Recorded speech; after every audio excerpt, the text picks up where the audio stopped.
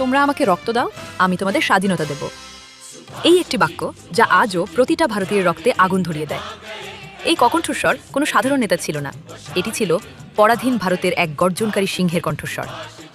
নমস্কার বন্ধুরা, আপনাদের স্বাগত। আজ 23শে জানুয়ারি। আজ সেই মহামানবের জন্মদিন, যিনি শিখিয়েছিলেন স্বাধীনতার ভিক্ষা নয়, স্বাধীনতা অর্জন করতে হয়। আজ আমরা কথা বলবো ভারতের বীর সন্তান নেতাজি সুভাষচন্দ্র বসুকে নিয়ে। ওড়িশার কটক শহরে এক সম্ভ্রান্ত বাঙালি পরিবারে জন্ম হয় সুভাষের। ছোটবেলা থেকে তিনি ছিলেন অত্যন্ত মেধাবী। ব্রিটিশদের তৈরি আইসিএস পরীক্ষায় 4র্থ স্থান অধিকার করেও তিনি সেই বিলাসবহুল চাকরি পায়ে ঠেলে দেন, কারণ তার বুকে ছিল দেশপ্রেমের আগুন। দেশে ফিরে তিনি যোগ দেন স্বাধীনতা সংগ্রামে। তার রাজনৈতিক গুরু ছিলেন দেশবন্ধু চিত্তরঞ্জন দাস। সুভাষচন্দ্র দ্রুত কংগ্রেসের এক গুরুত্বপূর্ণ নেতা হয়ে ওঠেন। তিনি দুবার কংগ্রেসের সভাপতিও নির্বাচিত হন। কিন্তু মহাত্মা গান্ধীর অহিংস নীতির সাথে সুভাষচন্দ্রের সশস্ত্র বিপ্লবের চিন্তাধারা ঠিক মিলছিল না। তিনি বুঝেছিলেন শুধুমাত্র আবেদন নিবেদনে ব্রিটিশরা ভারত ছাড়বে না, তাদের তাড়াতে হলে আঘাত করতে হবে। 1941 সাল, ব্রিটিশ সরকার সুভাষচন্দ্রকে তার এলগিন রোডের বাড়িতে গৃহবন্দী করে রাখে। কিন্তু বাক্যে কি খাঁচায় বেঁধে রাখা যায়?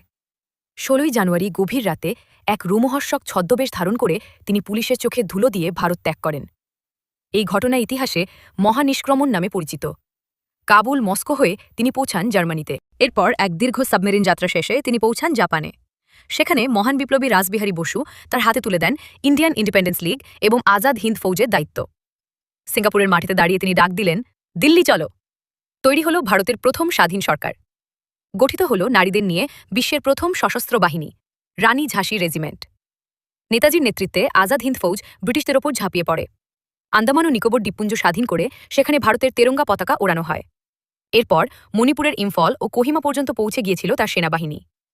কিন্তু দ্বিতীয় বিশ্বযুদ্ধে জাপানের পরাজয় এবং সঠিক রসদের অভাবে আজাদ হিন্দ ফৌজকে পিছু হটতে হয়। আর তারপর 1945 সালের 18ই আগস্ট, বলা হয় তাইহোকু বিমান দুর্ঘটনায় নেতাজি প্রাণ হারান। কিন্তু এই মৃত্যু নিয়ে আজও রহস্যের শেষ নেই। অনেকেই বিশ্বাস করেন না যে সেদিন নেতাজি মারা গিয়েছিলেন। মৃত্যু রহস্য যাই হোক না কেন, নেতাজি সুভাষচন্দ্র বসু অমর। তার জীবন আমাদের শেখায় যে দেশের জন্য চরম ত্যাগ স্বীকার করতেও পিছপা হতে নেই।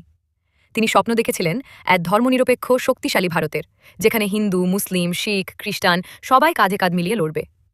আজকের ভারতে তার সেই আদর্শের বড় প্রয়োজন। তিনি কোনো দলের নেতা নন, তিনি সমগ্র ভারতের নেতা। আসুন এই মহান দেশনায়কের জন্মদিনে আমরা প্রতিটি দেশকে আরও শক্তিশালী করে তুলব। আপনার কাছে নেতাজির জীবনের কোনো ঘটনাটি সবচেয়ে অনুপ্রেরণাদায়ক? নিচে কমেন্ট করে অবশ্যই জানান।